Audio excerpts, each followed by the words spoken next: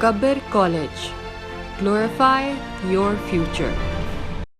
Bismillahirrahmanirrahim. Assalatu wassalamu alaykum sayyidi ya rasulullah wa alayka assalamu alaykum. Dialogue کا مطلب ایک دوسرے کے ویوز اور ایک دوسرے کے پرسپیکٹوز کو سمجھنا ہے. جن سوسائٹیز کے اندر ڈائلاگ نہیں ہوتا وہ جامد ہوتی ہیں، وہاں فکر اپنی راہیں نہیں بناتا، نئے افکار سامنے نہیں آتے، سوسائٹی جوہر بن جاتی ہے. ڈائلاگ اس لیے ضروری ہے کہ نئے زاویے، نئے فکر، نئی راہیں تلاش کی جائیں. آج کا موضوع اس حوالے سے ہے کہ پاکستان کو آزاد ہوئے 76 سال ہو گئے ہیں. 76واں یوم آزادی ہم منانے جا رہے ہیں. لیکن عام طور پہ کہا جاتا ہے کہ ہم ایک ہجوم ہیں، قوم نہیں ہے. قوم کیوں نہیں بن سکے؟ کسی کا کہنا ہے کہ 47 سے پہلے ایک قوم کو ایک ملک کی تلاش تھی اور 47 کے بعد ایک ملک کو ایک قوم کی تلاش ہے. اب وہ قوم ہم کیسے بن سکتے ہیں؟ قوم کے انگریڈینٹس کیا ہیں؟ قومیں کس طرح بنتی ہیں؟ کس طرح اپنی آزادی کو اسرٹ کرتی ہیں اور کس طرح آگے بڑھتی ہیں؟ اور یہ امت کیسے بنی؟ یہ امت نماز روزے سے نہیں بنی، یہ امت معاشرت سے بنی. وہ معاشرت نبی علیہ الصلوۃ والسلام کی پہچان 40 سال کے بعد جب آپ نے پوچھا مجھے کیسا انسان جانتے ہو، تو انہوں نے یہ نہیں کہا یہ بڑا نمازی ہے، غار حرا میں ساری رات سارا ہفتہ ادھر رہتا ہے، عبادت کرتا رہتا ہے. انہوں نے یہ نہیں کہا. انہوں نے کیا کہا؟ صادق ہے، امین ہو. آپ صادق ہو، امین ہو. آج انفارچونیٹلی مولانا طاہر جمیل صاحب ایک بیان میں بتا رہے تھے کہ پوری دنیا میں نے ایک ملک ایسا دیکھا جس میں 100% سچے لوگ ہیں، نیوزی لینڈ. کوئی مسلمان ملک نہیں تذکرہ کیا. جھوٹ گناہ کبیرہ کی لسٹ ہے، 15-20 جو کبیرہ گناہ ہیں ان میں لسٹ ہے، ان میں ایک سب سے ٹاپ پہ جو لکھا ہوا جھوٹ ہے. انفارچونیٹلی جھوٹ کے بغیر ہمارا انسٹیٹیوشن نہیں چلتا، بہت سے انسٹیٹیوشن نہیں چلتے. ہم کہتے ہیں جی اس کے بغیر تو ہم کام نہیں کر سکتے. معاشرے کی اکائی ہے وہ فرد ہے، اور افراد جو ہیں وہ معاشرہ بناتے ہیں. اور معاشرے میں مختلف رنگ نسل قوم کے لوگ ہوتے ہیں، مختلف قبائل ہوتے ہیں. قوم ان سے نہیں بنتی، قوم یا امت ان سے نہیں بنتی. امت وہ ہوتی ہے جن کی فکر میں ہم آہنگی ہوتی ہے. ایک فکر کے لوگ، مختلف رنگ نسل اور قبیلے کے مختلف زبانوں والے، مختلف علاقوں والے لوگ جب ایک فکر میں جمع ہو جاتے ہیں وہ امت بنتے ہیں. قوم کبھی بھی ایک جامد چیز نہیں ہوئی. جب اس کی معاشی بنیادیں بدلتی ہیں تو ان کا ویلیو سسٹم بھی بدل جاتا ہے. یہ انسانی تاریخ ہے. جب وہاں علم آتا ہے تو وہاں جتنے بھی اندھی عقیدتیں ہوتی ہیں وہ ختم ہو جاتی ہیں. وہاں کئی قسم کے نسلی تعصبات اور جہالتیں ختم ہو جاتی ہیں. اب پاکستان جو ہے یہ قوم کیوں نہیں بن سکا اور ہم کیوں آزاد قوم نہیں؟ کہ ہم نے مذہب کی بنیاد پر ملک بنایا، لیکن ملک کو چلانے کے لیے معاشی، صنعتی اور تجارتی ٹیکنالوجی ضروری تھی جنہیں ہم نے سرگرمی نہیں کیا. ہمارا جو ہے پس منظر وہ سارا جگیردارانہ تھا.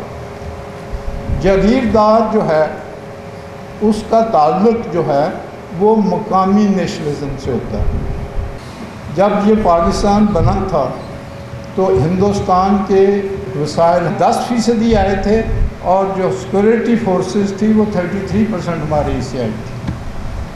فورسز کو ہمیشہ ایک دشمن کی ضرورت ہوتی ہے اپنے جواز کے لیے، لہذا ہم نے اپنے پہلے دن آزادی کشمیر کے لیے جہاد شروع کیا اور اپنے دشمن پیدا کیے.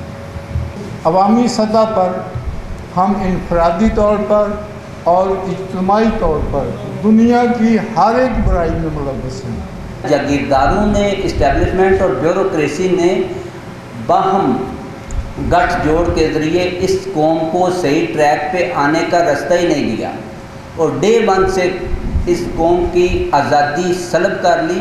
صرف یہ ہوا کہ گورے آقاؤں کی جگہ پہ ہمارے کالے آقا انہوں نے ہمیں گرفت میں لے لیا اور آج تک ہم اسی گرفت میں چلے آ رہے ہیں کہ ہم سب اپنے چھوٹے چھوٹے مفادات کی خاطر بات کرتے ہیں ڈپلومیٹیکلی، چاپلوسی سے خوش آمدانہ طرز عمل کے ذریعے. جس سے اچھا خاصا بندہ خراب ہو جاتا ہے. اور جب ہم کونسلر سے بات صحیح کریکٹ وے میں نہیں کرتے تو اپنے علاقے کے چیئرمین، میئر یا پھر پارلیمنٹرین سے کیا کریں گے؟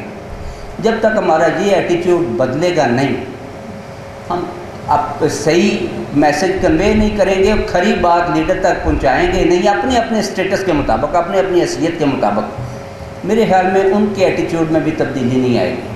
سب سے پہلے تو ہمیں کون سا سچ بولنا چاہیے. 75 سالوں سے ہم نے جھوٹ بول کے، 75 سالوں سے ہم نے مس گائیڈ کر کے، جھوٹے نعروں اور جھوٹی باتوں کی بنیاد پر اس قوم کو بگاڑ کر بھیک منگا بنا کے، بھکاری بنا کے اس موقع پر لے کے آئے ہیں. ہمارے ساتھ آزاد ہونے والے چین کو اور بھارت کو، ہماری 25 کروڑ کی پاپولیشن، ان کی 1.5 ارب کی پاپولیشن، دونوں ممالک کی 1.5 ارب کی پاپولیشن، انہوں نے اپنے آپ کو غربت سے کیسے نکالا، کیسے بہتر کیا؟ انہوں نے کوشش یہ کی کہ جو ہمارے لوگ، ہمارے بچے پڑھ سکتے ہیں، ان کو پورے موقع فراہم کیے جائیں کہ وہ اچھے طریقے سے اپنی تعلیم حاصل کر سکیں دنیا کی، اور جو نہیں پڑھنا جانتے ان کو کم سے کم ہنرمند بنایا جائے. لہٰذا ڈاکٹرز ایکسپورٹ کیے، انجینئرز ایکسپورٹ کیے، ٹیکنیشینز ایکسپورٹ کیے، مائکروسافٹ تک پہنچ گئے. اسی طرح جو ان کی پروڈکٹس تھیں، انہوں نے کاٹیج انڈسٹری کو جو ہے سپورٹ کیا، اپنی فرنیچر انڈسٹری کو، اپنی فین انڈسٹری کو، اپنی پاٹری انڈسٹری کو، ہر انڈسٹری کو، لوکل اپنی زراعت کو. جب انہوں نے اس کے اوپر سبسڈیز دی، اس کو انکریج کیا، اس کو سپورٹ کیا، تو اس سے کیا ہوا کہ ایک بڑی تگڑی ان کی صنعت جو ہے وہ کھڑی ہو گئی. جو وہ تگڑی صنعت کھڑی ہوئی، انہوں نے سب سے پہلے وہی کام کیا کہ انہوں نے پہلے تو اپنا جو ضروریات ہیں ان کو پورا کیا. جب ان کی اپنی ضروریات پوری ہو گئی تو پھر یہ ساری چیزیں انہوں نے ایکسپورٹ کرنی شروع کر دی. اب اس سے کیا ہوا؟ اس سے 2 بہت بڑے فائدے ہوئے. ایک تو یہ کہ ان کی یوتھ بھٹکی نہیں، پڑھے لکھے لوگ ایکسپورٹ ہوئے، جو کہ دوسرے ملکوں میں جا کے جو فارن ریمیٹنس کی مد میں لیگل طریقے سے، جائز طریقے سے پیسے کما کے اپنے ملکوں میں بھیجتے رہے. اور جو آزادی ہے وہ افراد کی سوچ پر منحصر ہوتی ہے، تو غلام کی سوچ اپنے ذات تک محدود ہوتی ہے. اس کے لیے اچھا کھانا، اچھا پہننا اور اچھا گاڑی سب کچھ ہوتا ہے، جس کو حاصل کرنے کے لیے وہ اپنی ساری عمر بتا دیتا ہے. کسی حریت پسند سے پوچھا گیا کہ تمہیں آزادی کی جدوجہد میں سب سے زیادہ مشکل کیا پیش آئی؟ اس نے کہا غلاموں کو یہ سمجھانا کہ آزادی کی ضرورت ہے. قوم آزاد اس وقت ہوگی جب قوم کے اندر وہ جو بات کہی گئی نا کہ غلامی کی خو وہ ختم ہو جائے. ہمارے حکمران عالمی اسٹیبلشمنٹ کے غلام، ہماری اسٹیبلش عالمی اسٹیبلشمنٹ کے غلام، اور یہ اسٹیبلشمنٹ سیاستدانوں کو اپنا غلام رکھتی ہے. گجرات کے باسی ذرا بتائیں تو صحیح کون سی نہیں مجبوری ہوتی ہے جو یہ جب تک کسی سیاسی آستانے پہ سجدہ ریز نہ ہو اس وقت تک ان کی روٹی ہضم نہیں ہوتی. جب تک اقتدار کا چسکا ان لوگوں کو پڑا رہے گا، آپ کے ملک کے اندر نہ جمہوریت پنپ سکتی ہے، نہ آپ اپنی قوم کو آزادی کی طرف جو ہے وہ لے کر جا سکتے ہیں. لیکن اگر قومیں طے کر لیں کہ ہم نے آگے بڑھنا ہے، بنگلہ دیش ہم ہی سے تھا نا، ہمیں ان سے ذرا قد چھوٹے ان کے نظر آتے تھے اور ان کے بارے میں ہماری عجیب و غریب باتیں تھیں. ہم سے آزاد ہوئے تو وہ جن کی کرنسی ٹکا ہے، آج ان کے نزدیک پاکستان کی ٹکا ویلیو نہیں ہے. ایک مقروض ملک ہے جس کے ایئرپورٹس گروی رکھے جا رہے ہیں، جس کی بڑی بڑی املاک گروی رکھی جا رہی ہیں، اور وہ بنگلہ دیش اپنی اکانومی کے اعتبار سے آگے بڑھ رہا ہے. خود انحصاری کی پالیسی اپنا لیں، اللہ تللو کو نوازنا چھوڑ دیں، پروٹوکول پر اٹھنے والے شانہ اخراجات ختم کر دیں. میں پوری ذمہ داری سے کہتا ہوں کہ پاکستانی قوم